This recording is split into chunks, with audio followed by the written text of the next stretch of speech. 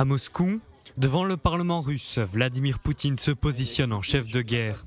Dans un discours très attendu de près de 2 heures, le président russe a à nouveau accusé l'Occident de l'escalade qui a mené à l'invasion de l'Ukraine par son armée. Il insiste, l'Occident mène une guerre civilisationnelle contre la Russie.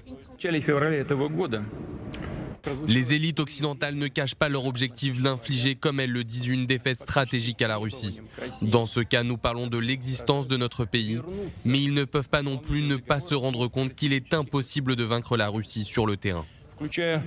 Le chef du Kremlin profite aussi de ce discours pour faire une annonce importante, la suspension de la participation de Moscou au traité russo-américain New START sur le désarmement nucléaire. Une décision irresponsable selon le chef de la diplomatie américaine, Anthony Blinken.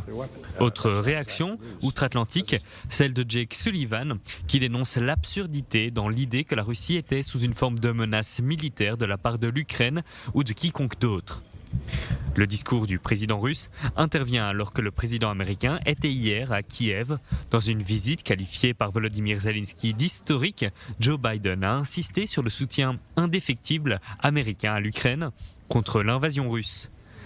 Après le président américain, c'est la chef d'État italienne Giorgia Meloni qui est en visite à Kiev ce mardi pour affirmer son soutien à son homologue ukrainien.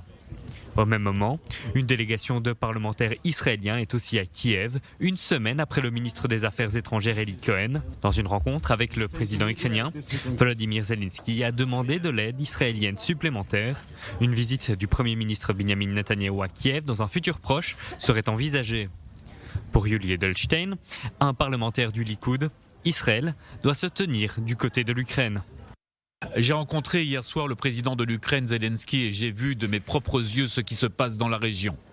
L'implication iranienne est évidente. La technologie et les armes iraniennes sont utilisées par les Russes et fournissent à l'Iran une expérience de combat. Ne laissons pas cela continuer et ne restons pas plus longtemps assis sur la barrière. Israël doit se ranger du côté de l'Ukraine contre la dangereuse combinaison de la Russie et de l'Iran.